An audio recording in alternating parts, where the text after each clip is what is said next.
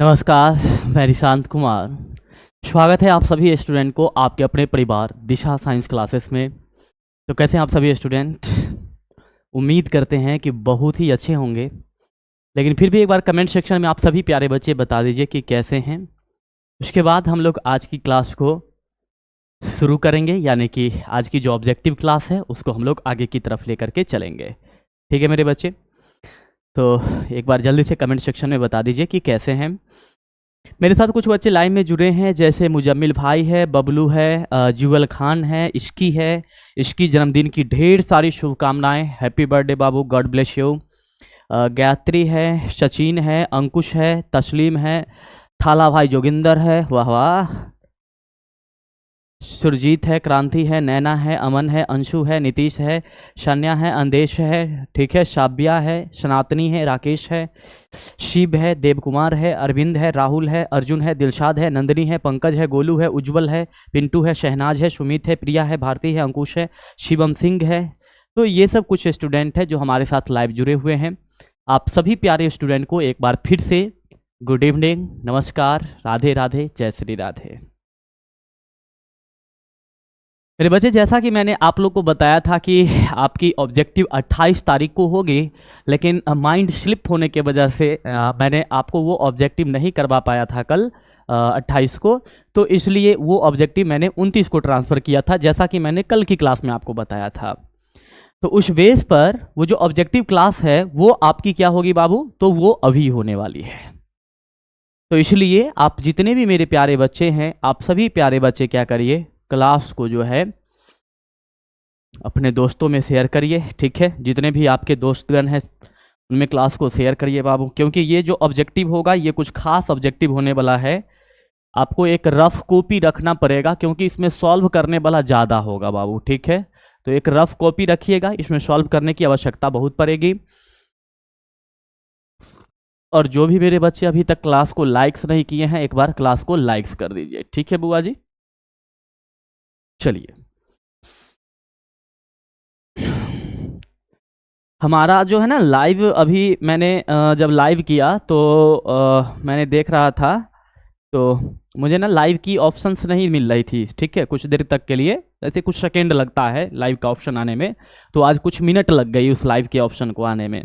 तब तक हम कमेंट पढ़ रहे थे, तो मेरा नज़र जो है एक बच्चे के कमेंट, हालांकि कमेंट तो बहुत ज़ोरदार चल रही थी भाई साहब, इतनी अच्छी अच्छी बातें चल रही थी, मुझे लगा कि मुझे सुननी चाहिए इस बात को कुछ देर तक। बहुत गजब की मतलब कि अनोखा, मतलब कि आप कह सकते हैं कि मोटिवेशन मिल रहा था।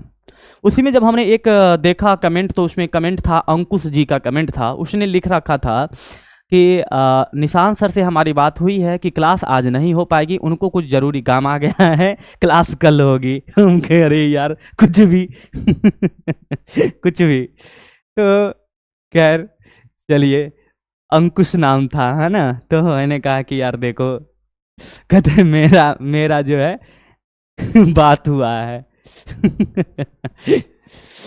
चलिए,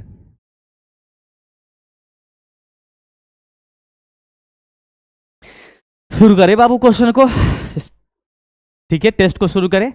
चलिए बाबू, टेस्ट को शुरू करने से पहले जो है एक बार आप लोग जल्दी से बाबू, फिर से मैं आप लोग को बोल रहा हूँ कि क्लास को एक बार अपने दोस्तों में शेयर करिए बाबू। बहुत इंपॉर्टेंट चैप्टर है ये, यहाँ से क्वेश्चन पूछा ही जाता है, 110% है कि यहाँ से क्वेश्चन पूछा जाता है। तो क्लास को एक बार अपने दोस्तों में शेयर करिए और क्लास को लाइक्स कर दीजिए बाबू। और इस जितने भी क्वेश्चन है उससे सभी क्वेश्चन को आप क्या करिएगा बाबू, रिविजन जरूर करिएगा, क्योंकि यहाँ से क्वेश्चन आने की काफ़ी संभावनाएं होगी। ठीक है, काफ़ी यहाँ पर क्वेश्चन आने की संभावना यहाँ से बनती है। आइए शुरू करते हैं बाबू। सबसे पहला क्वेश्चन देखते हैं कि क्या है। तो सबसे पहला क्वेश्चन कह रहा है कि विटामिन B12 में उपस्थित रहता है। विटामिन B12 में क्या उपस्थित रहता है बताइए?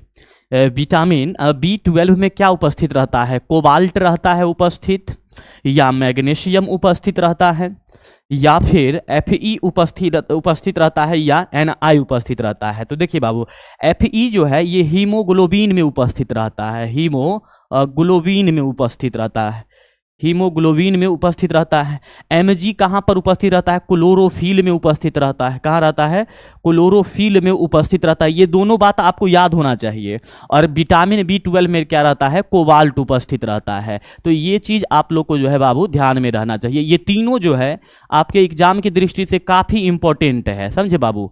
तीनों जो है ये आपके एग्जाम के दृष्टिकोण से बहुत ही ज्यादा इंपॉर्टेंट है। तो ये तीन के तीन क्वेश्चन जो है आपको याद होनी चाहिए। ये तीनों क्वेश्चन याद होना चाहिए। आइए सेकेंड नंबर प्रश्न पर चलते हैं। कह रहा है कि NiC2O4 4 माइनस में निकेल की ऑक्सीकरण संख्या है। बताइए, कैलकुलेट करिए तो बाबू कि निकेल की ऑक्सीकरण संख्या क्या होगी। कैलकुलेट कीजिए, निकेल की ऑक्सीकरण संख्या क्या होगी बाबू, इसे कैलकुलेट कीजिए तुम। इसमें निकेल की ऑक्सीकरण संख्या क्या होगी, इसे कैलकुलेट करिए। देखिए बाबू, यहां पर क्या करना है, तो आप ना निकेल की ऑक्सीकरण, देखिए इसको मान लीजिए x मान लीजिए यहां पर, तो क्या होगा देखिए यहां पर, तो x हो जाएगा, फिर हो जाएगा प्लस C2O4 जो है कितना बार है बाबू? 3 बार, तो 3 है। और इसका जो आवेश होता है बाबू वो कितना होता है? -2 होता है, बराबर में -4 हुआ। यानी कि यहां पर होगा x 3 दूनी कितना हो जाएगा? -6 बराबर में -4 हुआ। यानी कि x बराबर में -4 प्लस में 6, यानी x बराबर में यहां पर क्या होगा बाबू? तो प्लस में 2 हो जाएगा। क्या होगा? तो प्लस में 2 हो जाएगा। यहां पर ऑप्शन ही नहीं है, तो इसका आंसर क्या होगा बाबू? +2 हो जाएगा, याद रखिएगा। इसका ऑप्शन क्या होगा बाबू?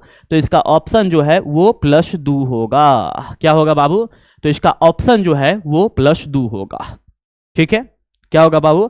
तो इसका ऑप्शन जो है वो +2 होगा। इस बात को ध्यान में रखिएगा। ठीक है, इसमें ऑप्शन में नहीं है, आप सही कर लीजिएगा बाबू। ऑप्शन में यहां पर नहीं दिया गया है, बाय मिस्टेक छूटा हुआ है। ठीक है, बाय मिस्टेक छूटा हुआ है, तो यहां पर 2 होगा। सर अभी तक केमिस्ट्री में कुछ नहीं पढ़े हैं। कोई बात नहीं है बादल भाई, अगर कुछ नहीं पढ़े हैं तो अभी से पढ़ना शुरू कर लीजिए। अभी से भी आप बहुत कुछ कर सकते हैं। अभी आपका ऑर्गेनिक का पूरा वीटेज बचा हुआ है। मैंने ऑर्गेनिक की एक भी चैप्टर स्टार्ट नहीं की है, मैं परसों से ऑर्गेनिक स्टार्ट कर रहा हूं। ठीक है, कल पर मेरा 0 लेवल सीरीज चलेगा, परसों से मैं जो है स्टार्ट करने जा रहा हूं। आइए तीसरा नंबर प्रश्न पर आइए बाबू कि NiCO4 में निकेल की ऑक्सीकरण अवस्था क्या है। ये तो आप लोग को याद रहना चाहिए, 0 होगा सर। ये तो याद रहना चाहिए, 0 होगा। देखिए कैसे होगा। निकेल का ऑक्सीकरण संख्या मान लेते हैं x, और CO एक उदासीन लिगेंड है, तो यहां पर हुआ 0, यानी कि x प्लस में 4 इंटू में 0, और इस पर जब कोई आवेश नहीं रहेगा तो बराबर में 0 लगा देना है। यानी कि x बराबर में क्या हो जाएगा?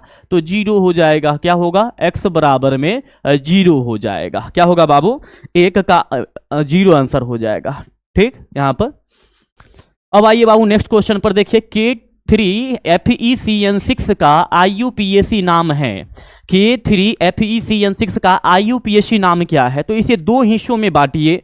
एक हिस्सा इसका बनेगा बाबू पॉजिटिव, एक हिस्सा बनेगा पॉजिटिव, और एक हिस्सा बनेगा नेगेटिव। पहले हम लोग लिखते हैं पॉजिटिव का नाम, यानी कि धनायन का नाम हम लोग पहले लिखेंगे। और जब धनायन का नाम पहले लिखेंगे, समझ रहे बात, तो क्या होगा? ध्यान दीजिएगा। सर जी 2 गलत है, 2 नंबर गलत है सर, 2 नंबर गलत है। कैसे गलत हो गया भाई? -6 बराबर -4, उधर जाएगा तो ये हो जाएगा +6, और यहां पर x बराबर -++2। ठीक तो है, 2 नंबर सही तो है। कौन कह रहे हैं 2 नंबर गलत है? ठीक है, ठीक है, 2 नंबर बाबू नहीं, गलत नहीं है। चलिए आइए यहां पर देखिए, तो इसका क्या होगा बाबू? तो यहां पर होगा पोटासियम। क्या होगा बाबू? इसका नाम लिखिए तो पोटेशियम होगा, पोटेशियम, पोटेशियम होगा, पोटेशियम होगा। ठीक है, उसके बाद हम लोग क्या करते हैं, ऋणायन भाग में शंकुल का लिगेंड का नाम लिखते हैं। तो यहां पर देखिए बाबू 6 है, तो क्या हो जाएगा? हेक्सा हो जाएगा। क्या होगा?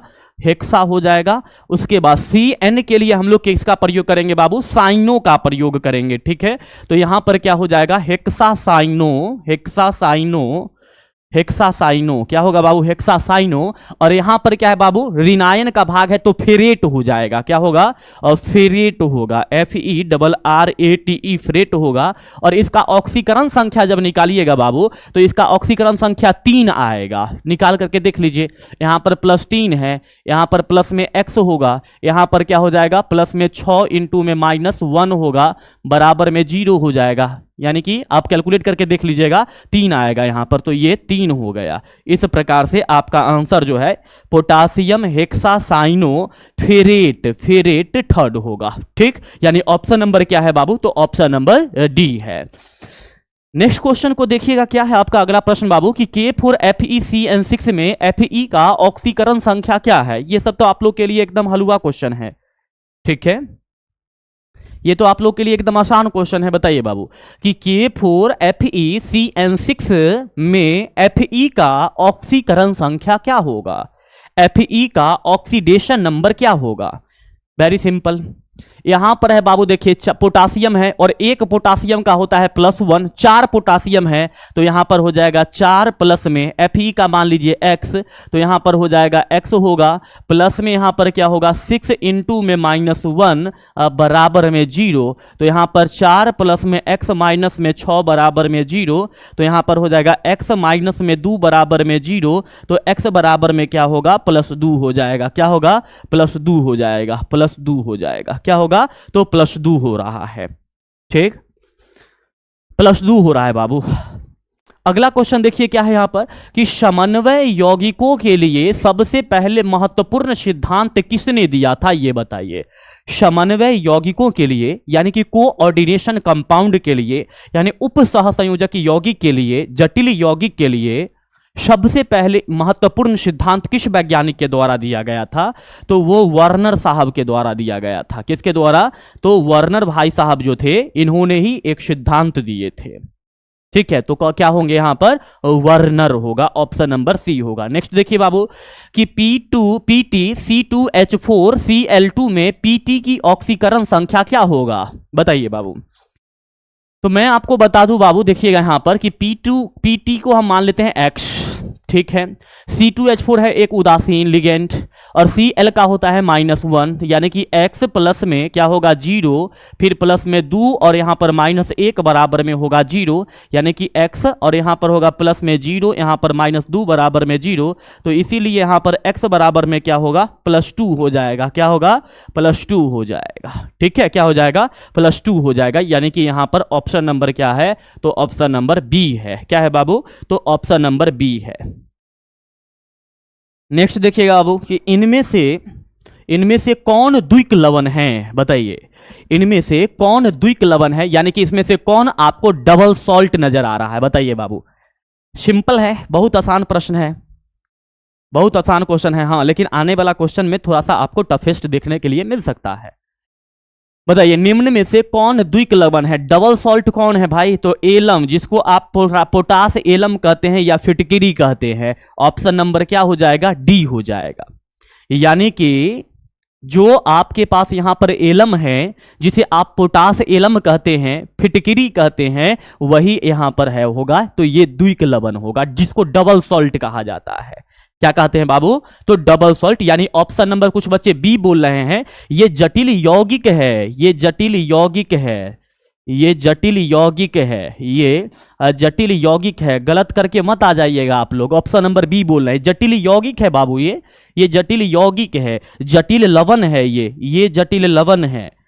मैंने पहले भी बताया था कि जो बिग ब्रैकेट में होता है वो जटिल यौगिक होता है, ये जटिल लवण है, ये जो है कॉम्प्लेक्स सॉल्ट है, ठीक है बाबू।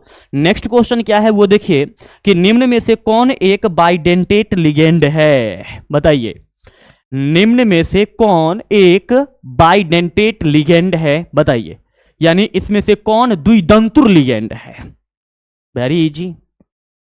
इनमें से कौन जो है द्विदंतुर लिगेंड है, बताइए बाबू। इनमें से कौन द्विदंतुर लिगेंड है। तो देखिए बाबू यहां पर EN जो दिखाई दे रहा है आपको, इथाइलिन डाइएमीन जो दिखाई दे रहा है, ये क्या है? द्विदंतुर बाइलिगेंड है। क्या होगा? तो ऑप्शन नंबर यहां पर बी होगा। कुछ बच्चे EDTA बोल रहे हैं, नहीं बच्चे, ये EDTA बाइदंतुर लिगेंड, सॉरी द्विदंतुर लिगेंड नहीं है। अब देखिए नेक्स्ट बाबू 10 नंबर में, वह जटिल आयन जिसमें केंद्रीय धातु परमाणु में कोई डी इलेक्ट्रॉन नहीं है। हाँ, ये क्वेश्चन काफी इंपॉर्टेंट है, इस क्वेश्चन पर आप लोग को ध्यान रखना चाहिए बाबू।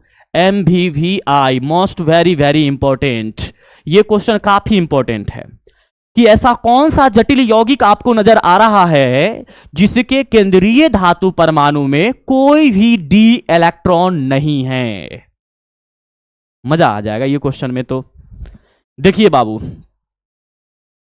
इसको सॉल्व करते हैं। पहले 1 नंबर को सॉल्व करते हैं ना, मैं सिखाता हूं, क्योंकि जनरली बच्चे इस क्वेश्चन को रट लेते हैं लेकिन उनको इसका मतलब पता नहीं होता है।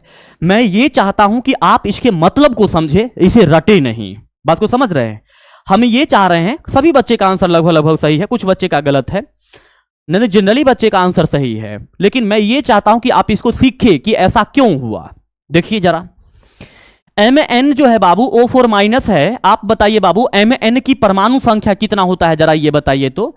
Mn की परमाणु संख्या कितना है, या पहले Mn की ऑक्सीकरण संख्या निकालिए। X हो गया, तो ऑक्सीकरण संख्या निकालिएगा तो X प्लस में क्या होगा बाबू 4, यहां पर -2 बराबर में क्या होगा, तो यहां पर आवेश -1 है यानी कि -1 होगा। तो X माइनस में 8 बराबर में -1 यानी X बराबर में -1 प्लस में 8 होगा, तो X बराबर में क्या हो जाएगा +7 हुआ।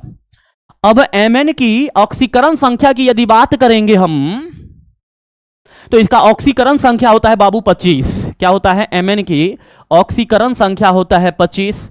जब इसकी इलेक्ट्रॉनिक विन्यास निकालेंगे तो इसकी इलेक्ट्रॉनिक विन्यास होता है 3d5 और 4s2 होता है, 3d5 और 4s2 होता है। जब इसका बाह्य इलेक्ट्रॉनिक विन्यास निकालिएगा तो 3d5 और 4s2 होता है। 7 इलेक्ट्रॉन इसमें से निकाल दीजिए, 7 इलेक्ट्रॉन बाबू निकाल दीजिए, क्योंकि इस पर +7 चार्ज है। तो जब इसमें से 7 इलेक्ट्रॉन को निकाल दीजिएगा तो यहां पर क्या बचेगा? 4s में से ये 2 इलेक्ट्रॉन निकल जाएगा, ये 2 इलेक्ट्रॉन निकल जाएगा, 5 इलेक्ट्रॉन ये निकल जाएगा, तो 5 2 7 इलेक्ट्रॉन खत्म। तो जब खत्म हो गया तो यहां पर 3d में कितना इलेक्ट्रॉन है? 0, और 4s में भी कितना इलेक्ट्रॉन हो गया? तो 4s में भी इलेक्ट्रॉन 0 हुआ। इसका मतलब क्या हुआ बाबू कि ऑप्शन नंबर ए जो दिख रहा है इसमें Mn जो है इसके डी कक्षक में एक भी डी इलेक्ट्रॉन नहीं है, यानी कि डी उपकोष जो है उसमें एक भी इलेक्ट्रॉन नहीं है। समझ में आया क्या ये बात? बताइए बाबू, क्या ये बात आप लोगों को समझ में आया? क्योंकि ये सीखने वाली चीज है बाबू। कोऑर्डिनेशन कंपाउंड के अगर एक भी क्वेश्चन को आप रटने का यदि प्रयास कर रहे हैं, इसका मतलब ये कर रहे हैं कि आप जो है मैथ को याद करने का प्रयास कर रहे हैं। जिस प्रकार से मैथ को याद नहीं किया जा सकता है, उसी प्रकार से उपसहसंयोजक यौगिक के जितने भी क्वेश्चंस हैं उनको याद नहीं किया जा सकता है, क्योंकि इसमें कहीं ना कुछ चेंजेस आ जाता है। तो कोऑर्डिनेशन कंपाउंड के चैप्टर को याद करने, यानी कि इस प्रकार के क्वेश्चन को याद करने का मतलब है कि you are just remembering the mathematics question. जिस प्रकार से मैथमेटिक्स क्वेश्चन में परिवर्तन हो सकता है, सेम इसमें भी परिवर्तन हो सकता है। आइए नेक्स्ट क्वेश्चन पर चलिए। निम्न जटिल यौगिक में किसका अनुचुंबकीय आघूर्ण सबसे ज्यादा है? हाँ चलिए बाबू, कह रहा है कि निम्न में से किसका चुंबकीय आघूर्ण जो है बाबू वो सबसे ज्यादा है। यहां पर ये ऑप्शन में Ni होगा, NiCO4। ठीक है, चलिए चेक करते हैं बाबू। देखिए बाबू यहां पर क्रोमियम को चेक करते हैं बाबू। तो क्रोमियम का इलेक्ट्रॉनिक विन्यास क्या होता है ये देखिए बाबू। क्रोमियम का जब इलेक्ट्रॉनिक विन्यास की चर्चा करेंगे हम लोग, तो इसका बाह्य इलेक्ट्रॉनिक विन्यास हो जाता है 3d5 और 4s1 होता है, 4s1 होता है। इसका इलेक्ट्रॉनिक विन्यास जब निकालिएगा बाबू, तो इसका ऑक्सीकरण संख्या निकालिएगा, तो देखिए इसका होगा x और इसका होता है 0। तो x प्लस में 0 × 6 बराबर में 3 होगा, यानी कि यहां पर ऑक्सीकरण संख्या कितना 3 होगा। आप निकाल के देख लीजिए ना बाबू, x प्लस में क्या हो जाएगा 6 और यहां पर इनटू में 0 बराबर में +3 हुआ, तो यहां पर x बराबर में क्या हुआ +3 हो जाएगा। क्या हो जाएगा? +3 हो जाएगा। तो इस प्रकार से +3 यानी क्रोमियम पर आवेश कितना होगा? तो क्रोमियम पर आवेश +3 होगा। क्या होगा बाबू? क्रोमियम पर आवेश +3 होगा। और 3 इलेक्ट्रॉन इसमें से निकाल दीजिएगा तो यहां पर क्या होगा? 3d3 हो जाएगा। एक इसमें से निकलेगा, 2 इसमें से निकलेगा, 3d3 हुआ। अब d में टोटल कितने इलेक्ट्रॉन अटते हैं? 10 इलेक्ट्रॉन अटते हैं। कितने? 1 2 3 4 और 1 5, 10 इलेक्ट्रॉन अटते हैं। इसमें आपके पास हुआ 1 2 और ये 3 अयुग्मित इलेक्ट्रॉन है। अब इसको चेक कर लीजिए बाबू, इसका ऑक्सीकरण संख्या निकालिएगा। यदि Fe का ऑक्सीकरण संख्या निकालिएगा तो यहां पर कितना होगा बाबू? देखिए Fe का मान लीजिए x, तो यहां पर होगा x प्लस में क्या होगा 6 इंटू में 0 और यहां पर क्या होगा बाबू? प्लस में 2 इंटू में -1 बराबर में 0, तो x बराबर में क्या हो जाएगा? x बराबर में +2 हो जाएगा। तो यहां पर अब देखिए बाबू, आयरन है, इसका ऑक्सीकरण इलेक्ट्रॉनिक विन्यास यदि लिखिएगा Fe का, तो Fe का इलेक्ट्रॉनिक विन्यास क्या होगा? तो Fe का इलेक्ट्रॉनिक विन्यास होगा बाबू, ध्यान दीजिएगा, Fe का इलेक्ट्रॉनिक विन्यास यहां पर होने वाला है। Fe का इलेक्ट्रॉनिक विन्यास यहां पर क्या होगा बाबू? तो Fe का इलेक्ट्रॉनिक विन्यास हो जाएगा 3d6 और 4s2 होगा। तो यहां से आप देखिए बाबू, ऑक्सीकरण संख्या +2 निकला है, तो अगर मैं Fe2+ की चर्चा करूं तो यहां से 2 इलेक्ट्रॉन निकलेगा, यानी कि 3d6 और क्या होगा 4s0 हुआ। ठीक है, अब यहां पर देखिए बाबू, इसमें d वाला कक्ष कोष में देखिए, d उपकोष में देखिएगा, तो आपको ये पता होना चाहिए 1 2 3 4 5 हो गया। इसमें क्या है बाबू? 6 इलेक्ट्रॉन है, 1 2 3 4 5 और ये 6 है। अब एक चीज यहां पर देखिए बाबू, देखिए यहां पर इसमें भी 6 होगा, इसकी बात तो छोड़ ही दीजिए। यहां पर जो ये Cn है, ये एक प्रबल लिगेंड है, तो इसमें क्या करेगा? इलेक्ट्रॉन को युग्मित करवा देगा। बात को समझिए बाबू कि यहां पर जो है इसमें Cn जो है और CO जो है, ये एक क्या है? प्रबल लिगेंड है, प्रबल क्षेत्र लिगेंड है। तो यहां पर जो भी अयुग्मित इलेक्ट्रॉन होगा उसको ये दोनों मिलकर युग्मित करवा देगा। तो युग्मित करवा देगा तो इनमें तो अयुग्मित इलेक्ट्रॉन होगा ही नहीं, और जब इसमें अयुग्मित इलेक्ट्रॉन नहीं होगा तो बात ही खत्म हुआ। तो चर्चा चलाएंगे हम लोग इस दोनों में। तो इसमें अयुग्मित इलेक्ट्रॉन की संख्या कितना है? इसमें अयुग्मित इलेक्ट्रॉन की संख्या 3 है और इसमें अयुग्मित इलेक्ट्रॉन की संख्या 4 है, 1 2 3 4 है। अब सोच करके देखिए बाबू, किसका चुंबकीय आघूर्ण ज्यादा होगा? सोच करके देखिए, इमेजिनेशन कीजिए बाबू, इमेजिनेशन कीजिए कि किसका ज्यादा होगा। कि मैंने यहां पर देखिए बाबू, ये दोनों जो है क्या करता है? इलेक्ट्रॉन का युग्मन करवा देता है, क्योंकि ये प्रतिफल क्या है? ये आपका जो है स्ट्रॉन्ग लिगेंड है। तो जब ये युग्मन करवा देगा तो इसमें क्या होगा? अनुचुंबकीय इलेक्ट्रॉन होगा ही नहीं, अयुग्मित इलेक्ट्रॉन होगा ही नहीं। जब अयुग्मित इलेक्ट्रॉन नहीं होगा तो अनुचुंबकीय होने का संभावना नहीं बनता है। तो बात यहां पर आया इन दोनों का। तो जब इन दोनों में आएगा बाबू, तो इसमें अयुग्मित इलेक्ट्रॉन 3 है और इसमें अयुग्मित इलेक्ट्रॉन 4 है। तो जिसमें ज्यादा अयुग्मित इलेक्ट्रॉन होगा वो अधिक पर क्या होता है? अनुचुंबकीय होता है। तो इस हिसाब से ऑप्शन नंबर क्या होगा बाबू? ऑप्शन नंबर बी होगा। इस प्रकार के क्वेश्चन को सीखिए, मैं बार बार बोल रहा हूं बाबू, इस प्रकार के प्रश्न को सीखने का प्रयास कीजिए, न कि रटने का। अधिकतर बच्चे का, मैं कहता हूं ना, ये रियलिटी है, आप लोग इमेजिन करिए अपने आप में, वास्तविक बात है, ये ऐतिहासिक सत्य है, हिस्टोरिकल ट्रुथ है ये बात, कि बच्चे इस चैप्टर के इस प्रकार के क्वेश्चन को याद करने का प्रयास करते हैं। बिल्कुल भी नहीं। अगर आप याद करने के प्रयास में हैं तो आप गलत हैं, तो आप गलत हैं मेरे बच्चे, ध्यान रखिएगा। अब कह रहा है 12 नंबर क्वेश्चन में कि निम्न में से किसकी आकृति चतुष्फलक होती है? किसकी आकृति चतुष्फलक होती है? और 1.2 के स्टूडेंट अभी लाइव हैं, इसके लिए बहुत बहुत धन्यवाद। चलिए देखिए बाबू, निम्न में से किसकी आकृति चतुष्फलक है? बात को समझिएगा बाबू। यहां पर ऑप्शन में है आपके पास में 12 नंबर प्रश्न है, ऑप्शन है NiCN4 2-, फिर है NiCN4, फिर CN4 नहीं बाबू, यहां पर CO4 है, ये CO4 है, ये NiCO4 है, ये यहां पर O है। उसके बाद क्या है बाबू यहां पर? तो NiCl4 2- है, उसके बाद NiCN3 CN Ni, यहां पर ये गलत है, NH3 होगा, यहां पर ये NH3 होगा, NH3 होगा, 6 3- होगा। ठीक, अब देखिए बाबू, अगर इसमें आप फिर से अगर याद करके तब यदि आंसर आप दे रहे हैं, या फिर आप तुक्का मार रहे हैं तो गलत कर रहे हैं। आप टॉपिक ट्रिक पर आओ ना, आप कंसेप्ट पर आओ, कंसेप्ट पर चलो। कंसेप्ट में देखिए बाबू, कह रहा है कि किसकी आकृति चतुष्फलक होगी। चतुष्फलक आकृति होने के लिए मैंने संकरण क्या पढ़ाया था, ठीक है बाबू। चलिए देखिए, जो आंसर है हम उसी को सॉल्व करते हैं बाबू। आंसर है सी। मैं सी को आपको सॉल्व करके सिखाता हूं। मैंने आपको होमवर्क में ये क्वेश्चन को दिया था, ठीक है। मैं सॉल्व करता हूं ऐसे। NI टॉपिक सीखिए बाबू, मेन है कंसेप्ट को सीखना। NiCl4 ये क्वेश्चन हम आपको जो है होमवर्क में दिए थे जब हम ये चैप्टर पढ़ा रहे थे तब। Cl4 NiCl4 Ni यहां पर है Cl4 और यहां पर है 2- क्या है, 2- है। जब आप निकेल का ऑक्सीकरण संख्या निकालेंगे बाबू तो यहां पर है ये x है और ये हैगा माइनस, यानी कि x हुआ प्लस में क्या होगा तो 4 माइनस में 1 बराबर में -2 होगा।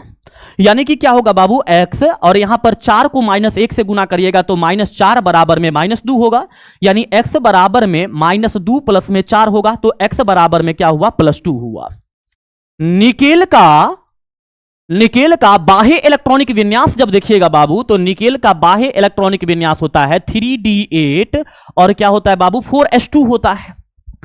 जब आप यहां पर क्या करेंगे Ni2+ का इलेक्ट्रॉनिक विन्यास निकालेंगे बाबू, Ni2+ का इलेक्ट्रॉनिक विन्यास निकालिएगा तो यहां पर क्या होगा, इसमें से इलेक्ट्रॉन निकल जाएगा तो आपके पास बचेगा 3d8 और 4s0 बचेगा, 4s0 बचेगा।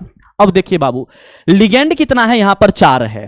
देखिए यहां पर क्या होता है, मान करके चलिए बाबू यहां पर कि आकृति चतुष्फलक होती है। हाँ चलिए देखिए यहां पर, तो यहां पर जो है डी है तो यहां पर देखिए बाबू, यहां पर जो है 1 हो गया, ये 2 हुआ, 3 हुआ, 4 हुआ, 5 हो गया। चलिए देखिए बाबू, आपको पता होना चाहिए कि Cl जो है ये एक दुर्बल लिगेंड है। Cl क्या है मेरे बच्चे, तो Cl जो है ये एक दुर्बल लिगेंड है, आपको पता होना चाहिए। तो जब Cl एक दुर्बल लिगेंड है तो इसके लिए कोई भी मेहमान के लिए, ये क्या है ना आम मेहमान है, इसके लिए कोई भी कमरा खाली नहीं किया जाएगा।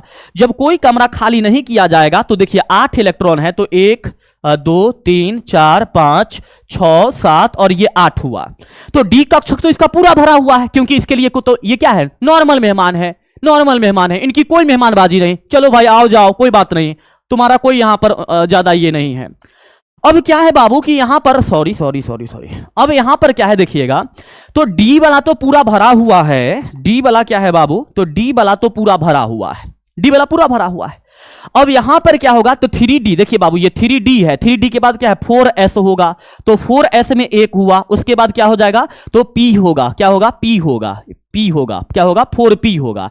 तो Cl जो है बाबू वो किस में जाएगा, Cl जो है यहां पर जाएगा इसमें, फिर Cl इसमें जाएगा, फिर Cl यहां पर इसमें जाएगा, फिर Cl यहां पर इसमें जाएगा। 4 Cl है तो 4 Cl 4 कक्षक में प्रवेश करेगा तो 1 हो गया आपका S और 3 हो गया P, यानी कि क्या हुआ sp3 हुआ संकरण। क्या हुआ बाबू sp3 संकरण हुआ। और मैंने क्या सिखाया था बाबू कि जिसकी समन्वय संख्या 4 और संकरण sp3 हो जाए तो वो जो होता है बाबू क्या होगा चतुष्फलकीय होता है। क्या ये बात मैंने सिखाया था आपको कि जिनकी समन्वय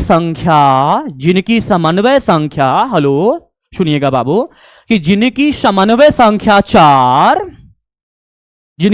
संख्या 4 और संकरण क्या हो जाए sp3 हो जाए, एक यहां पर s वाला हुआ, 3 यहां पर p वाला हुआ, तो sp3 हो जाए, उनकी आकृति चतुष्फलक होती है। सोच करके देखिए बाबू कि इसमें आप लोग मुझे बताइए कि इसमें अयुग्मित इलेक्ट्रॉन कितना है, बताइए। है तो अयुग्मित इलेक्ट्रॉन है, लेकिन इसमें कितना अयुग्मित इलेक्ट्रॉन है ये आपको कमेंट सेक्शन में बताना है। बताइए बाबू। हाँ बाबू 1 मार्क्स का क्वेश्चन है लेकिन ऐसे ही बनाना पड़ेगा, क्या करिएगा ऐसे ही बनाना पड़ेगा, यही कंसेप्ट है, दूसरा कोई ऑप्शन नहीं है आपके पास, दूसरा कोई क्वेश्चन नहीं है बाबू, ऑप्शन है आपके पास। बताइए तो इसमें कितने अयुग्मित इलेक्ट्रॉन है, इसमें कितने अयुग्मित इलेक्ट्रॉन है, इसमें कितने अयुग्मित इलेक्ट्रॉन है। सर इसमें 2 अयुग्मित इलेक्ट्रॉन है, एक अयुग्मित इलेक्ट्रॉन ये है, एक अयुग्मित इलेक्ट्रॉन ये है। और मैंने कहा था कि इस प्रकार से आप देख लीजिएगा कि जिसमें अयुग्मित इलेक्ट्रॉन होगा वो अनुचुंबकीय होगा। तो बताइए बाबू NiCl4 जो है ये अनुचुंबकीय है या प्रतिचुंबकीय है, बताइए। NiCl4 2- जो है ये अनुचुंबकीय है या प्रतिचुंबकीय है, ये बताइए। अनुचुंबकीय है या प्रतिचुंबकीय है, ये बताइए बाबू। अनुचुंबकीय है या प्रतिचुंबकीय है? तो एक तो इसकी संरचना चतुष्फलकीय हो गई, और ये क्या होगा, अनुचुंबकीय भी होगा। क्या होगा बाबू? तो अनुचुंबकीय भी होगा, अनुचुंबकीय भी होगा। ठीक, अब आइए बाबू नेक्स्ट क्वेश्चन पर। K4FeCN6 में Fe का संकरण क्या होगा, जरा बताइए तो बाबू। K4FeCN6 में Fe का ऑक्सीकरण संख्या क्या होगा, ऑक्सीडेशन नंबर क्या होगा? सॉरी, संकरण पूछ रहा है, संकरण पूछ रहा है, सॉरी सॉरी सॉरी, संकरण पूछ रहा है। एकदम आसान है, कंसेप्ट पर आइए, कंसेप्ट पर आइए, दिमाग मत ज्यादा दौड़ाइए, कंसेप्ट पर आइए। कंसेप्ट पर यदि आएंगे तो आपके सारे क्वेश्चन इजीली सॉल्व होंगे और सही सही सॉल्व होंगे, अन्यथा तो गलत करेंगे ही करेंगे आप। आंसर देखिए बाबू क्या है, अब नहीं है वो तो मैं अभी नहीं बता पाऊंगा, पहले मुझे चेक करना होगा। पहले कैसे बता दूं, चलिए देखिए यहां पर Fe है। पहले क्या करिए, Fe का ऑक्सीकरण संख्या निकालिए बाबू। तो यहां पर हो जाएगा, पोटासियम का 1 होता है, 4 है, तो यहां पर 4 इंटू में +1 हुआ, प्लस में x हो जाएगा, और CN6 है तो प्लस में 6 इंटू में -1 बराबर में क्या हुआ, 0 हुआ। यानी कि 4 प्लस में x माइनस में 6 बराबर में 0, यानी x क्या हो जाएगा यहां पर, तो x माइनस में 2 बराबर में 0, तो x बराबर में हुआ +2 हुआ। ठीक, चलिए Fe का इलेक्ट्रॉनिक विन्यास निकालिए बाबू। तो Fe का जब इलेक्ट्रॉनिक विन्यास निकालेंगे बाबू, तो इसका इलेक्ट्रॉनिक विन्यास होता है 3d6 और क्या होता है, 4s2 होता है, बाह्य इलेक्ट्रॉनिक विन्यास। ठीक सर, थोड़ा हार्ड क्वेश्चन लाइए। अच्छा ये आसान है चलिए देखिए, Fe2+ है बाबू, ऑक्सीकरण संख्या 2 आया, तो अब आप क्या करिए, Fe2+ का ऑक्सीकरण संख्या निकालिए। Fe2+ का जब ऑक्सीकरण संख्या निकालिएगा तो यहां पर आ जाएगा 2 इलेक्ट्रॉन, ये निकल जाएगा, तो यहां पर हो जाएगा 3d6 और क्या होगा बाबू, यहां पर 4s0 होगा। ठीक है, Fe के पास में Cn है जो कि एक प्रबल लिगेंड है। मैंने आप लोग को ये श्रेणी लिखवाया था याद करने के लिए, कौन प्रबल है कौन दुर्बल है। कितने स्टूडेंट को याद है बाबू ये श्रेणी? प्रबल लिगेंड के लिए मैंने एक श्रेणी लिखवाया था बाबू। कितने बुआ जी को याद है ये श्रेणी, कि कौन प्रबल लिगेंड है और कौन दुर्बल लिगेंड है? इसके लिए मैंने एक श्रेणी लिखवाया था। तो ये प्रबल लिगेंड है, तो जैसे ही ये प्रबल लिगेंड है बाबू, तो ये इलेक्ट्रॉन को क्या करवा देगा, युग्मित करवा देगा। क्या करवा देगा, इलेक्ट्रॉन को युग्मित करवा देगा। तो देखिए बाबू कितना आसान है, देखिए यहां पर इलेक्ट्रॉन को क्या करवा देगा, युग्मित करवा देगा सर। ठीक है, इलेक्ट्रॉन को करवा देगा युग्मित, 1 2 3 4 5। ठीक है, अब देखिए बाबू 6 इलेक्ट्रॉन है, 1 हुआ, 2 हुआ, 3 हुआ, 4 हुआ, 5 हुआ और ये 6 हुआ। ये क्या है, ये एक अच्छे मेहमान हैं, इनकी मेहमानबाजी बहुत अच्छी तरीके से की जाएगी। ये एक अच्छे मेहमान हैं, इनके लिए पूरा रूम वगैरह क्या किया जाएगा, खाली किया जाएगा। तो जब इनके लिए रूम खाली किया जाएगा तो इन दोनों को बोला जाएगा कि तुम लोग जो है जल्दी से क्या करो, यहां से यहां पर इसको खाली करो। तो ये सब क्या हो जाएंगे बाबू, 6 इलेक्ट्रॉन जो है इस प्रकार से शिफ्ट हो जाएंगे, 6 इलेक्ट्रॉन जो है इस प्रकार से शिफ्ट हो जाएंगे। तो डी यहां पर हुआ डी, तो 2d कक्षक हुआ, एक हो जाएगा बाबू ये 4s वाला हो जाएगा, और जो है यहां पर p में देखते हैं p वाला 3 हो जाएगा। p वाला क्या हो जाएगा बाबू, तो p वाला 3 हुआ, 4p वाला हुआ। तो 2 यहां पर देखिए 6 Cn है ना बाबू, तो एक Cn यहां पर चला जाएगा, फिर दूसरा Cn यहां पर जाएगा, तीसरा Cn यहां पर जाएगा, चौथा Cn यहां पर जाएगा, पांचवा Cn यहां पर जाएगा, छठा Cn यहां पर जाएगा। तो इसका संकरण क्या होगा, तो D2 यहां पर हुआ तो D2 हुआ, एक S हुआ और यहां पर P3 हुआ, D2sp3 हुआ। क्या हुआ, D2sp3 हुआ। चलिए, तो इसका संकरण हो जाएगा बाबू ऑप्शन नंबर सी, यानी कि D2sp3 हुआ। कंसेप्ट को सीखिए, मैं बार बार इस बात को आप लोग को कहता हूं कि please try to understand the concept, not to learn the question. Concept से क्वेश्चन बनते हैं, क्वेश्चन से कंसेप्ट नहीं बनते हैं। ठीक है, अब आइए नेक्स्ट, निम्न में से कौन अनुचुंबकीय है? ये अभी तुरंत हम करवाए हैं बाबू, NiCl4 2-। मैंने उसमें क्या बताया था कि 2 इलेक्ट्रॉन है ना बाबू, मैंने क्या बताया था, यहां पर जो है Cn है। मैंने क्या बताया था बाबू कि NiCl4 2- में 2 अयुग्मित इलेक्ट्रॉन पाए जाते हैं, और जिसमें क्या है बाबू, जिसमें दो अयुग्मित इलेक्ट्रॉन है, जिसमें दो अयुग्मित इलेक्ट्रॉन है, तो वो क्या होगा बाबू, वो अनुचुंबकीय होगा। तो ऑप्शन नंबर सी आपका अनुचुंबकीय है। ये आपको यहां पर सिखाए थे, देखिए यहां पर देखिए, इसमें दो अयुग्मित इलेक्ट्रॉन है ना ये वाला, तो ये अनुचुंबकीय है। ठीक, नेक्स्ट क्वेश्चन देखिए बाबू यहां पर क्या है, निम्न में, हाँ ये तो हो ही गया। नेक्स्ट देखिए, CO का प्रभावी परमाणु संख्या, ऐसा क्वेश्चन आपके एग्जाम में देखिए बाबू, ऐसा गारंटी रहता है कि पूछ लेता है, तो उम्मीद तो है कि ऐसा प्रश्न आपके एग्जाम में पूछा जा सकता है। ठीक है, चलिए देखिए बाबू सॉल्व कीजिए। CO का हमें निकालना है क्या, प्रभावी परमाणु संख्या। चलिए परमाणु संख्या कितना है इसका, कोबाल्ट का, तो कोबाल्ट का परमाणु संख्या है 27। ऑक्सीकरण संख्या निकालिए बाबू, ऑक्सीकरण संख्या हो जाएगा यहां पर कितना, तो देखिए CO है ना, तो यहां पर ऑक्सीडेशन नंबर हो जाएगा, ऑक्सीडेशन नंबर हो जाएगा X प्लस में 2 और यहां पर हो जाएगा 0 प्लस में 2 और यहां पर -1 बराबर में +1 हो जाएगा। यानी कि यहां पर हो जाएगा बाबू कितना, तो यहां पर हो जाएगा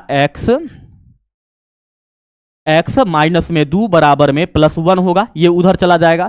यानी कि x बराबर में क्या होगा, तो 1 प्लस में 2 बराबर में 3 होगा। ठीक, तो यहां पर क्या हो गया, ऑक्सीडेशन नंबर 3 हुआ।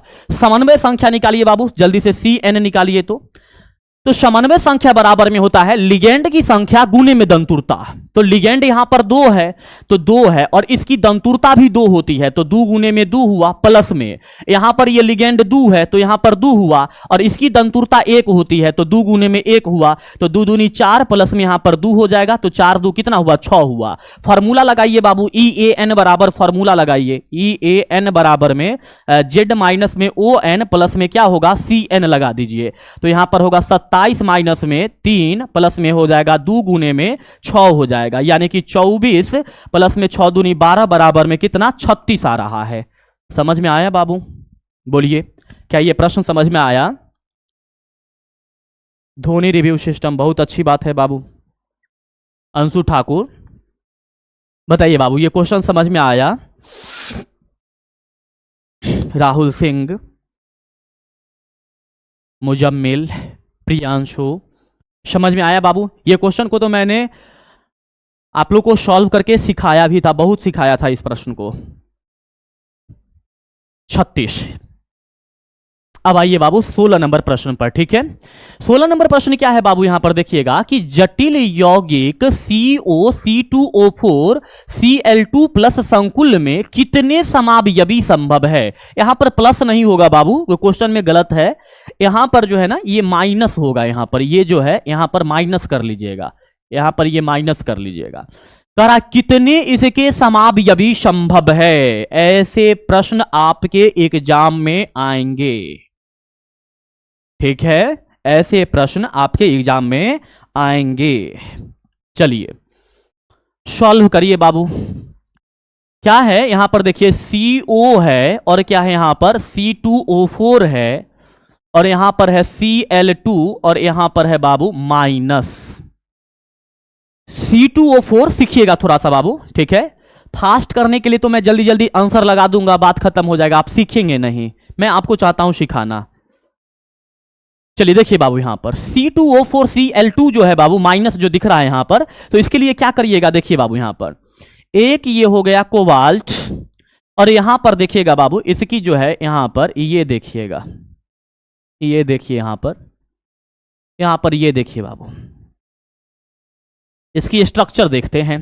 C2O4 जो है बाबू, क्या इसको हम एक्जेलेटो लिख सकते हैं, C2O4 को ऑक्जेलेटो लिख सकते हैं, ऑक्जेलेटो OX लिख सकते हैं।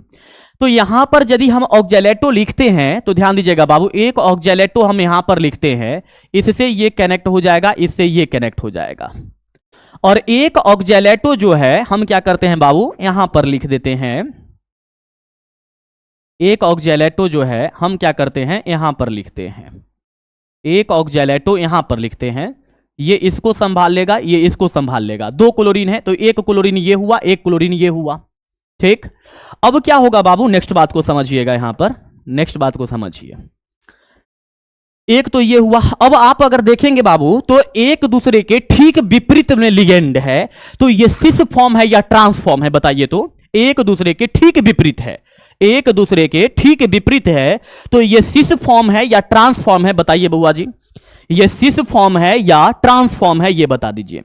ये सिस फॉर्म है या ट्रांसफॉर्म? देखिए ऑक्जेलेटो भी एक दूसरे का विपरीत है और क्लोरीन भी एक दूसरे का विपरीत है, तो ये हो जाएगा ट्रांसफॉर्म हो जाएगा। क्या हो जाएगा? ट्रांसफॉर्म होगा। चलिए नेक्स्ट देखिएगा, यहां पर देखिए बाबू कोबाल्ट हुआ, यहां पर जो है इस प्रकार से, यहां पर इस प्रकार से जो है Cl को हम एक तरफ जोड़ देते हैं, Cl को हम एक तरफ यहां पर जोड़ते हैं, एक तरफ यहां पर जोड़ते हैं। जब यहां पर जोड़ देते हैं बाबू तो यहां पर हो जाएगा एक तरफ होगा ऑक्जेलेटो और यहां पर भी क्या हो जाएगा? एक तरफ ऑक्जेलेटो हो जाएगा। ठीक, यहां पर ये इसको संभालेगा और ये यहां पर जो है ये इसको संभालेगा, ये इसको संभालेगा। ठीक, अब क्या करेंगे बाबू कि यहां पर तो ये हो गया, अब इसका क्या करेंगे? प्रकाशिक समावयी बना करके देखते हैं। क्या करते हैं बाबू? इसका जो है प्रकाशिक समावयी, ये सिस हो गया क्योंकि दोनों एक तरफ है। क्या है बाबू? ये दोनों एक तरफ है, ये दोनों क्या है बाबू? एक तरफ है। सिस फॉर्म बना करके देखते हैं, ये सिस फॉर्म हो गया। प्रकाशिक समावयी निकाल करके देखिएगा बाबू, इसका प्रकाशिक समावयी यदि निकाल करके देखते हैं तो क्या होगा बाबू? इसका प्रकाशिक समावयी, इसका प्रकाशिक समावयी निकालिए बाबू। अगर इसका प्रकाशिक समावयी निकालते हैं, प्रकाशिक समावयी यदि निकालते हैं तो देखिए बाबू, प्रकाशिक समावयी का मतलब होता है कि एक दूसरे के ऊपर जो है अध्यारोपित नहीं होनी चाहिए। ठीक, तो यहां पर हो जाएगा कोबाल्ट, यहां पर हो गया बाबू कोबाल्ट, यहां पर ये इस प्रकार से होगा, ये इस प्रकार से होगा, यहां पर ये इस प्रकार से होगा, ये इस प्रकार से हुआ। अब क्या होगा बाबू? यहां पर देखिएगा तो यहां पर जो है ये Cl जो है लेफ्ट साइड के राइट साइड चला जाएगा, तो यहां पर ये Cl होगा, यहां पर ये Cl होगा और एक ऑक्जेलेटो यहां पर होगा जो इस बॉन्ड को संभालेगा और एक ऑक्जेलेटो इस प्रकार से यहां पर संभालेगा। तो आप क्या देखेंगे बाबू? क्या इसको इसके ऊपर अध्यारोपित किया जा सकता है? सोचिए तो, क्या इसे इसके ऊपर अध्यारोपित किया जा सकता है? बताइए, क्या इसे इसके ऊपर अध्यारोपित किया जा सकता है? बोलिए बाबू, क्या इसको इसके ऊपर अध्यारोपित किया जा सकता है? बिल्कुल भी नहीं किया जा सकता है। तो जब अध्यारोपित नहीं किया जा सकता है तो यह भी एक समावयी हुआ, यह भी एक समावयी हुआ। तो कुल समावयी कितने हुआ बाबू? तो एक समावयी यहां पर हुआ, ये एक, ये दूसरा समावयी हुआ और एक यहां पर ये तीसरा समावयी हुआ, तीसरा समावयी हुआ। यानी कि कुल समावयी की संख्या इसमें कितना है? तो कुल समावयी की संख्या 3 है। क्या है बाबू? कुल समावयी की संख्या इसमें 3 है। क्या है? कुल समावयी की संख्या इसमें 3 है। ठीक, चलिए नेक्स्ट क्वेश्चन को देखिए बउआ जी। यहां पर क्या है 17 नंबर में कि उप सहसंयोजक यौगिक K4NiCN4 में निकेल की ऑक्सीकरण संख्या। चलिए बताइए बाबू, ये सब क्वेश्चन नहीं है बताने वाला, लाइक नहीं है ये सब आप लोग चालू करिए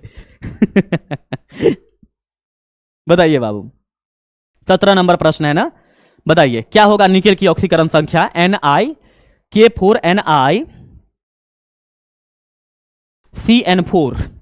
देखिए क्या होगा, यहां पर हो जाएगा बाबू क्या? तो 4 और यहां पर हो जाएगा प्लस में 1 प्लस में x प्लस में 4 माइनस में 1 बराबर में 0 प्लस 2 होगा। तो यहां पर होगा 4 प्लस में x माइनस में 4, सॉरी नहीं तो 0 आ रहा है भाई, माइनस में 4 बराबर में 0 बराबर में 0। यहां पर ये प्लस माइनस कैंसिल तो x बराबर में 0, 0 आ रहा है बाबू इसका आंसर। तो इसका आंसर तो 0 आ रहा है। ठीक है, कितना आ रहा है बाबू? 0 आ रहा है। ठीक है, नेक्स्ट आइए बाबू 18 नंबर में NiCO4 में Ni की ऑक्सीकरण संख्या क्या है? अरे यार तो अभी तो सॉल्व किए हैं सर।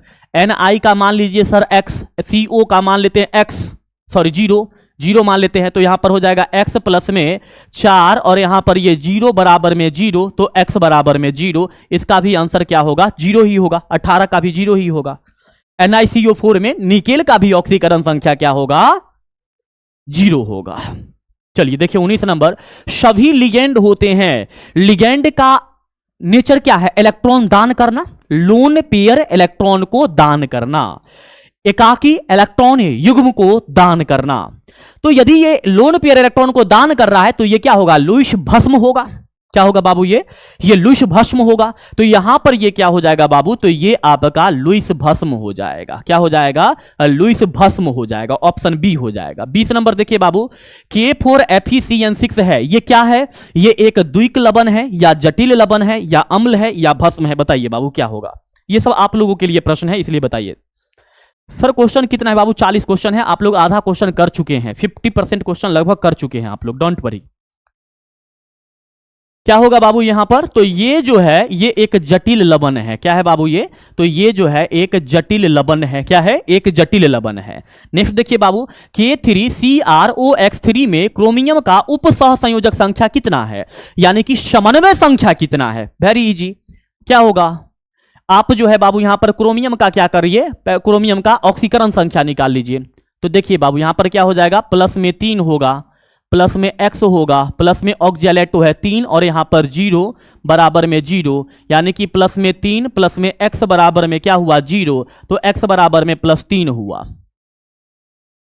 अच्छा समन्वय संख्या निकालना है ना, तो समन्वय संख्या में इसकी क्या जरूरत है? समन्वय संख्या बराबर होता है बाबू Cn बराबर में क्या होता है, तो लिगेंड की संख्या, तो 2 हो गया और गुण 3 हो गया, गुणे में दंतुरता, तो दंतुरता इसकी 2 होती है, तो 3 दूनी 6 हो गया, 6 हो जाएगा। मुझे लगा ध्यान में आया EAN प्रभावी परमाणु संख्या, सॉरी 6 हो जाएगा। क्या होगा? 6 हो जाएगा। नेक्स्ट क्वेश्चन देखिए बाबू कि H2PtCl6 का IUPAC नाम क्या होगा बाबू? देखिए बाबू हम लोग क्या करते हैं ना, क्लोराइडो का भी यूज करते हैं और क्लोरो का भी यूज करते हैं, लेकिन क्लोरो का महत्व आपको ज्यादा देना होगा जब यहां पर सिर्फ क्लोरीन लिगेंड के रूप में होगा। बात समझिए बाबू कि जब यहां पर सिर्फ क्लोरीन होगा लिगेंड के रूप में, तो क्लोराइडो ना लिख करके क्लोरो का महत्व ज्यादा देना होता है, इंपॉर्टेंस ज्यादा देना होता है। ठीक, अगर क्लोरो नहीं रहेगा तो क्लोराइडो चलेगा, इस बात को ध्यान में रखिएगा। अब बताइए बाबू कि इसका IUPAC नाम क्या होगा? ये हाइड्रोजन है, हाइड्रोजन, हाइड्रोजन। चलिए देखते हैं, ऑक्सीकरण संख्या निकालिए बाबू। तो यहां पर हाइड्रोजन है तो इसका ऑक्सीकरण संख्या क्या है बाबू? तो यहां पर H2 है, तो ये हो गया 0, ये हो जाएगा X, है ना, हाइड्रोजन का +1 होता है, 2 हाइड्रोजन है, तो यहां पर हो जाएगा क्या होगा बाबू, तो यहां पर होगा 2 × में प्लस में 1 प्लस में यहां पर x प्लस में यहां पर क्या हो जाएगा Cl6 है, तो 6 × -1 बराबर में 0, तो 2 प्लस में x माइनस में 6 बराबर में 0, तो x प्लस माइनस -4 बराबर में 0, तो x बराबर में क्या होगा बाबू? +4 होगा। कितना होगा? +4 हो जाएगा। अब यहां पर ये 6 लिखा हुआ है, यहां पर 4 होगा। क्या होगा बाबू? 4 होगा, 4 होगा। जब यहां पर ऑक्सीकरण संख्या निकाले और 4 आ गया ना, तो 4 जब आ गया तो इन तीन, देखिए इन सब के बारे में तो सोचना भी नहीं है, डायरेक्ट लगा दीजिए हेक्सा हाइड्रोजन हेक्सा क्लोरोप्लेटिनेट 4 लगा दीजिए डायरेक्ट। देखिए बाबू यहां पर ये 4 है, 6 लिखा गया है, और अब जब आप ऑक्सीकरण संख्या निकाले तो यहां पर 4 आ गया और 4 किसी में है ही नहीं, तो आपको कुछ सोचना ही नहीं है, डायरेक्ट आंसर क्या मारना है? डायरेक्ट आंसर ए मारना है। अगर किसी और में 4 रहता, अगर किसी और में 4 रहता तब जाकर के मुझे सोचना पड़ता। ठीक है, कितना इजी क्वेश्चन है। अब आइए बाबू नेक्स्ट 23 नंबर बताइए कि K4FeCN6 में Fe का ऑक्सीकरण संख्या क्या है? अभी तुरंत बताए हैं कि Fe का ऑक्सीकरण संख्या +2 है। क्या होगा बाबू? +2 होगा। सॉल्व करके देखिए, प्लस में क्या होगा बाबू 4 और प्लस में क्या होगा 1, Fe के जगह पर हो जाएगा x, प्लस में 6 और Cn लिगेंड का होगा माइनस में 1, माइनस में 1 बराबर में 0, तो 4 प्लस में x माइनस में 6 बराबर में 0, यानी कि यहां पर हो जाएगा बाबू कितना? प्लस माइनस माइनस यानी कि 4, और यहां पर सॉरी x माइनस में 2 बराबर में 0, x माइनस में 2 बराबर में 0 बराबर में x बराबर में क्या होगा? प्लस में 2 हो जाएगा, सिंपल प्लस में 2 हो जाएगा। 24 नंबर क्वेश्चन देखिए बाबू, Na3CrC2O43 में क्रोमियम की उप सह संयोजक संख्या क्या है? आप लोग निकाल करके बताइए प्लीज बाबू। चलिए, मैं इतना आसान क्वेश्चन को मैं नहीं चाहता हूं कि आप लोगों के सामने रखूं, मैं नहीं चाहता हूं सुजीत।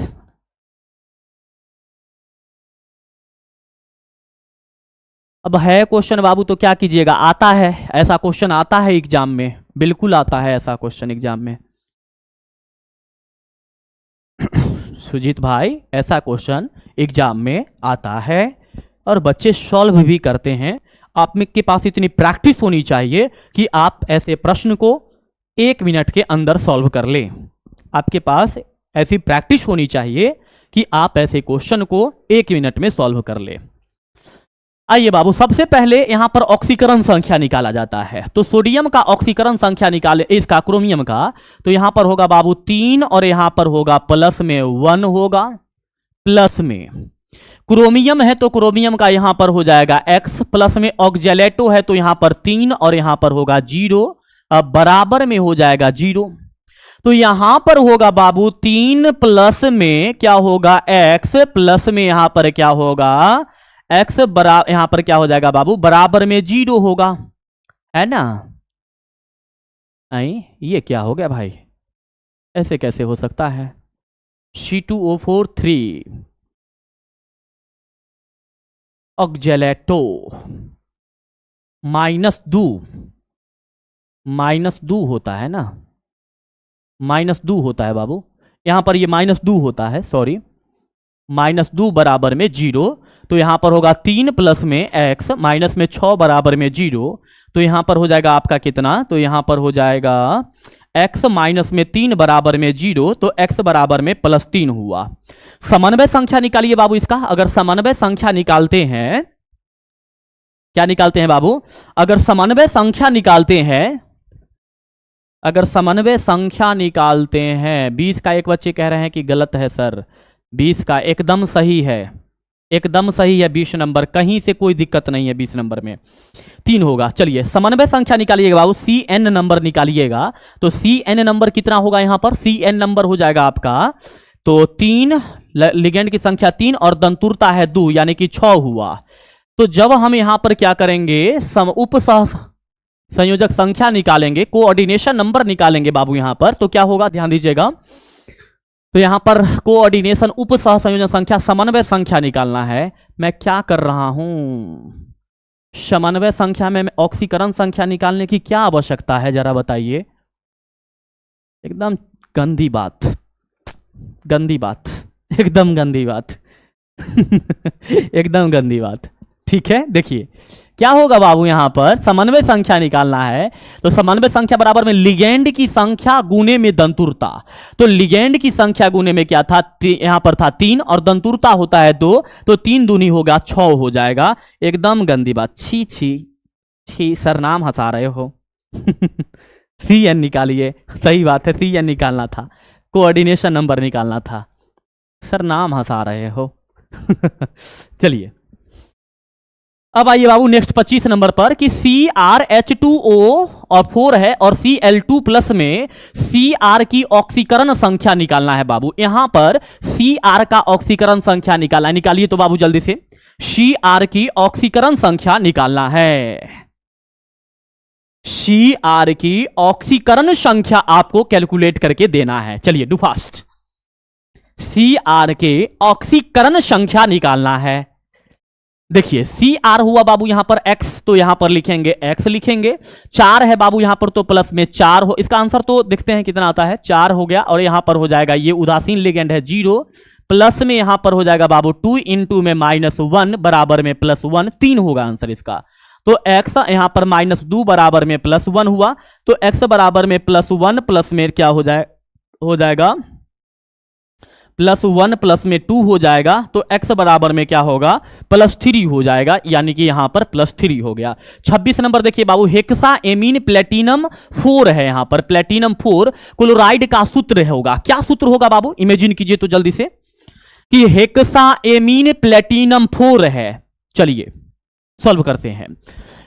केंद्रीय धातु परमाणु को पहले लिखेंगे, केंद्रीय धातु परमाणु है प्लेटिनम, तो यहां पर लिखेंगे बाबू प्लेटिनम, क्या लिखेंगे यहां पर प्लेटिनम लिखेंगे। हेक्सा एमीन है तो यहां पर लिखेंगे NH3 और यहां पर लिखेंगे 6 लिखेंगे, और 4 क्लोराइड है बाबू, यहां पर क्लोराइड है।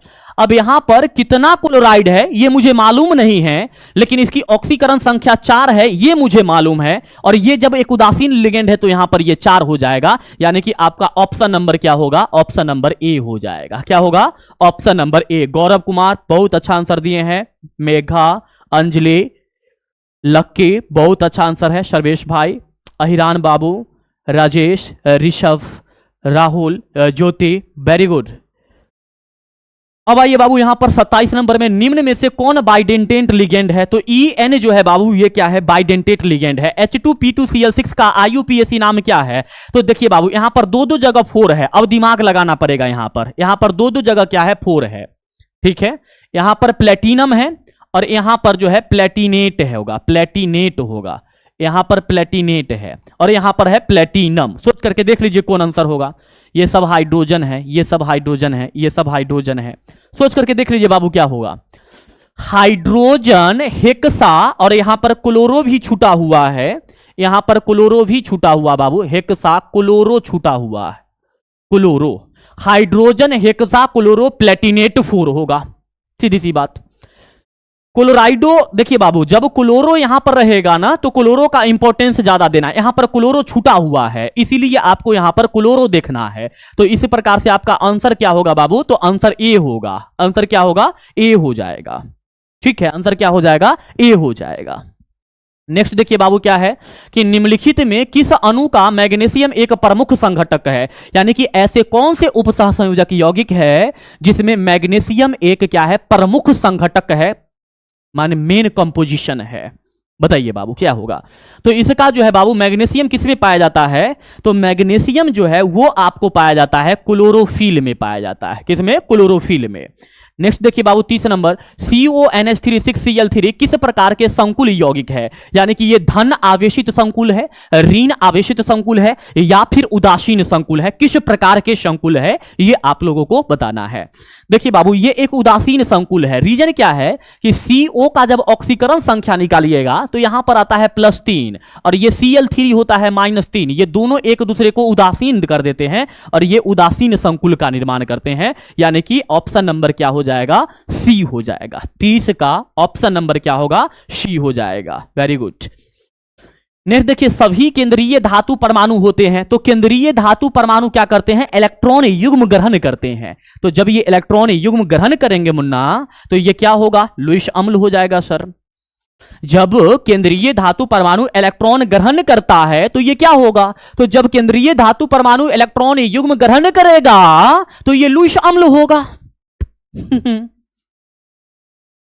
नेक्स्ट देखो मुन्ना, निम्न में से कौन सा कथन गलत है बाबू। देखिए हम आप ये सारा बात आप याद रख लीजिएगा, हम आपको कहेंगे इस चीज को सबको याद ही रख लीजिएगा। इसका जब संकरण निकालिएगा बाबू तो इसका संकरण आता है, ध्यान से सुनिएगा बाबू, इसका जब संकरण निकालिएगा तो संकरण आता है DsP2 आता है। इसका संकरण क्या आता है, DsP2 संकरण आता है निकेल का। और जब DsP2 संकरण आएगा तो इसका जो है बाबू आकृति होना चाहिए वर्ग समतलीय। कैसा होना चाहिए, वर्ग समतलीय होना चाहिए, वर्ग समतलीय होना चाहिए। जबकि इसमें दिया हुआ क्या है, चतुष्फलकीय दिया हुआ है, इसीलिए ये स्टेटमेंट गलत है। तो आपका यहां पर ऑप्शन नंबर क्या होगा, ए। हालांकि ये सारे ऑप्शन को एज इट इज आप याद कर लीजिएगा, हालांकि इन सारे ऑप्शन को एज इट इज आप याद ही कर लीजिएगा, क्योंकि सॉल्व करने में आपको समय लग सकता है। यहां पर जो है ना बाबू, ये जो है वर्ग समतलीय है। यहां पर देखिए, यहां पर जो है ये वर्ग समतलीय है, गलत लिखा हुआ है। यहां पर वर्ग समतलीय होगा, सही कर लीजिएगा, वर्ग समतलीय लिखा हुआ है, वर्ग समतलीय लिखा हुआ है, सही कर लीजिएगा। ठीक है सर। चलिए देखिए बाबू यहां पर नेक्स्ट, FeCO4 में Fe का ऑक्सीकरण संख्या क्या है। इसका FeCO4 में Fe का ऑक्सीकरण संख्या पूछ रहा है बाबू, ऑक्सीकरण संख्या पूछ रहा है ना। तो यहां पर Fe है, देखिए बाबू Fe का हो जाएगा x प्लस में 4 और CO का होता है 0 बराबर में 0। तो x बराबर यहां पर क्या हो जाएगा, 0 बराबर में 0, तो x बराबर में 0। हालांकि ये क्वेश्चन गलत लग रहा है, ठीक है, ये क्वेश्चन गलत लग रहा है बाबू। इसका आंसर क्या आ रहा है, 0 आ रहा है। हालांकि ये क्वेश्चन गलत लग रहा है, 0 आंसर आ रहा है। ठीक है सर, 24 गलत है, 24 देख लेते हैं, 24 बाक कुछ भी बोल देता है आके। निम्न में से कौन लिगेंड जो है बाबू चिलेट बनाता है, इनमें से कौन जो है चिलेट बनाता है। तो ऑक्जेलेट जो है बाबू, ऑक्जेलेट लिगेंड जो है ये क्या करता है, चिलेट बनाता है। ठीक है, नेक्स्ट क्वेश्चन देखिए बाबू, CONH3 विलयन में कितने आयन उत्पन्न करेगा। CONH3 जो है और Cl4 जो है ये विलयन में कितने आयन उत्पन्न करेंगे, ये प्रश्न आपसे पूछा जा रहा है बाबू। ठीक है, 35 नंबर क्वेश्चन है। यहां पर जो है CONH3 और ये Cl2 है, ये Cl2 है, गलत से 4 लिख दिया गया है, 2 है। तो देखिए बाबू जैसे ही आप इसको विलयन बनाइएगा, ठीक है, जैसे आप इसका विलयन बनाइएगा तो क्या होगा, एक तो ये धनायन बनेगा और 2 यहां पर Cl है जो कि ऋणायन के रूप में टूटेगा, तो 2 Cl यहां पर ऋणायन के रूप में टूटेगा, 2 यहां पर ऋणायन के रूप में टूटेगा, 1 धनायन के रूप में टूटेगा। तो कुल आयन कितना हुआ? तो 2 ऋणायन और 1 धनायन मिलकर के कितना हुआ? 3 हो गया। कितना हुआ बाबू? 3 हुआ। यानी कि यहां पर क्या करेगा? 3 आयन जो है ये निर्माण करेगा। 36 देखिए बाबू, निम्न में से कौन सा संकुल प्रति इकाई 3 क्लोराइड आयन देता है? 3 क्लोराइड आयन कौन देता है? देखिए बाबू, क्रोमियम को 6 लिगेंड चाहिए, तो 6 H2O है, तो ये 3 Cl3 बाहर निकल सकता है। यानी कि प्रति संकुल जो है 3 यहां पर आयन यही दे सकता है, ऑप्शन नंबर ए। ये नहीं दे सकता है 3। रीजन क्या है कि 5 H2O है, तो 1 क्लोरीन तो इसमें लिगेंड में लग जाएगा, तो 2 ही क्लोरीन बाहर निकलेगा। यहां पर देखिए 4 H2O है, तो 2 क्लोरीन तो लिगेंड में लग जाएगा, तो 1 ही क्लोरीन बाहर निकल पाएगा। तो यहां पर 3 क्लोरीन यही दे सकता है, ऑप्शन नंबर ए होगा। ठीक, नेक्स्ट देखिए बाबू क्या है, निम्न में से किसकी ज्यामिति वर्ग समतलीय है? किसकी ज्यामिति जो है बाबू यहां पर वर्ग समतलीय है? यहां पर ये पीडी होगा, पीडी। ठीक है, पीडी होगा, पीटी, और यहां पर है PtCl4। इसको कैलकुलेट करिएगा बाबू, PtCl4 को जब कैलकुलेट करिएगा तो इसकी जो संकरण होगा वो आएगा आपका DSP2 आएगा। क्या आएगा बाबू? D2SP3 ऐसा कुछ आएगा समथिंग, चेक करिएगा इसका। DSP2 संकरण आएगा, DSP2 संकरण आएगा प्लेटिनम का चेक करिएगा बाबू। ठीक है, तो यहां पर इसका ऑप्शन जो है ये ऑप्शन क्या हो जाएगा? तो यहां पर ऑप्शन जो है ये ए हो जाएगा। क्या होगा? ए होगा। नेक्स्ट देखिए बाबू क्या है लास्ट, यहां पर निम्न में से जल की कठोरता दूर करने के लिए हम लोग किस चीज का प्रयोग करते हैं? तो EDTA का प्रयोग करते हैं। किसका करेंगे बाबू? EDTA का प्रयोग करते हैं। नहीं, जल क्या है, निम्न में से किसकी जल क्या कर रहा है बाबू? निम्न में से हाँ, कठोरता दूर करने हेतु EDTA का प्रयोग किया जाता है। सही है, EDTA का प्रयोग किया जाता है, सही है। नेक्स्ट देखिए बाबू 39 नंबर में C2O4 2- या ऑक्जेलेट लिगेंड है। ये कौन सा लिगेंड है बाबू? तो ये जो है द्विदंतुर लिगेंड है। क्या है? द्विदंतुर लिगेंड है। क्या है बाबू? द्विदंतुर लिगेंड है। क्या है? द्विदंतुर लिगेंड है। क्या है बाबू? द्विदंतुर लिगेंड है। और ये लास्ट क्वेश्चन रहा आपका कि कुछ सामान्य लिगेंडों के क्रिस्टल क्षेत्र विपाटन शक्ति का आरोही क्रम है। यानी कि इसमें आपको ये बताना है बाबू कि इस अरे इसमें तो ऑप्शन ही नहीं है। डी नंबर में Cl- होगा, यहां पर Cl- है। बढ़ता हुआ क्रम इनमें से कौन है ये आपको बताना है।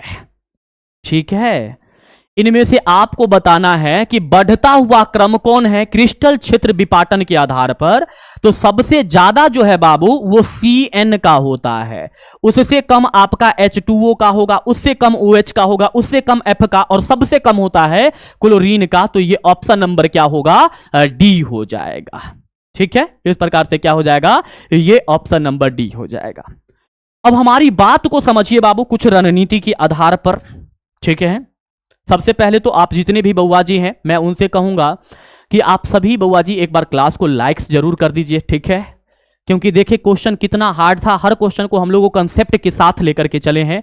एक भी क्वेश्चन को हम लोग ऊपर ऊपर लेकर के नहीं चले, सारे क्वेश्चन को कंसेप्ट के साथ समझे हैं। तो इसलिए क्लास को एक बार लाइक्स करना तो बनता है। देखिए बाबू यहां पर करना क्या है, आपको ये सारे क्वेश्चन को ध्यान से सुनिएगा बाबू, जो हम आपको बताते हैं वो सारे काम करना है। ये सभी प्रश्न को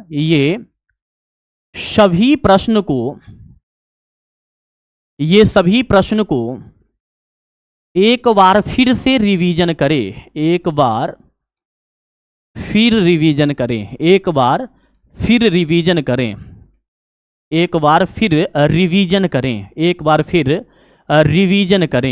ठीक है बाबू, क्या करना है? एक बार फिर से आपको रिवीजन करना है। ठीक है बाबू, दूसरी नंबर बात जो आपको यहां पर हम बता रहे हैं वो ये है कि कल जो है बाबू आपका क्या है, ध्यान से सुनिएगा, कल जो है वो आपका सितंबर मासिक परीक्षा वाला सॉल्यूशन करवाना है। ठीक है, लेकिन मैं आपको बता दूं बाबू कि इसमें जो है ना काफी क्वेश्चन जो है वो एडवांस लेवल से पूछा गया है। ठीक है, तो मैं जो है कल सितंबर मासिक परीक्षा वाला आपको टेस्ट करवा दूंगा, इसी टाइम में 4 बजे में करवा दूंगा। ठीक, नेक्स्ट है बाबू यहाँ पर तीसरी नंबर बात क्या है वो देखिएगा। तीसरी नंबर बात है कि आज और कल आपका 0 लेवल सीरीज चलेगा। आज और कल आपका 0 लेवल सीरीज चलेगा और उसके बाद हम लोग चैप्टर 10 की शुरू करेंगे। क्या शुरू करेंगे बाबू? चैप्टर 10 शुरू करेंगे। तो कितने मेरे बच्चे चैप्टर 10 के लिए एक्साइटेड हैं, इस चीज को एक बार कमेंट सेक्शन में जरूर बताइएगा बाबू। ठीक है, ठीक है। तो लास्ट में जो ऐसे आपको एक लाइन सुनाते हैं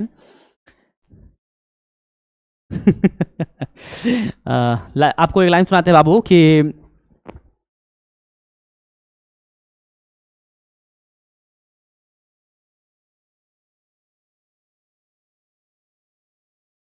आज हम होंगे कल हमारी बातें होंगी। आज हम हैं कल हमारी बातें होंगी और जब हम नहीं होंगे तो हमारी यादें तो होंगी। ठीक है, चलिए। तो आप लोग बाबू कमेंट सेक्शन में एक बार जरूर बताइएगा कि आज की क्लास यानी कि आप लोगों को कैसा लगा, जो मैंने आप लोगों को पूरा कंसेप्ट के साथ बताया है सभी क्वेश्चनों को। ठीक है मेरे बच्चे, तो आप लोग जो है एक बार जरूर से जरूर जो है कमेंट सेक्शन में बताइएगा और क्लास को शेयर भी जरूर कीजिएगा। ठीक है बाबू, तो मिलते हैं आप लोगों से फिर। ठीक है, मिलते हैं आप लोगों से फिर कल की क्लास में, सॉरी कल की क्लास में क्या, आज ही 8 बजे में मिलते हैं। तब तक के लिए बहुत बहुत धन्यवाद। अच्छा चलता हूं, दुआओं में याद रखना। Bye bye, see you again. जय हिंद, नमस्कार, राधे राधे। कमेंट में जरूर बताइएगा कि क्वेश्चन का सलूशन कैसा लगा। ठीक है, बाय बाय।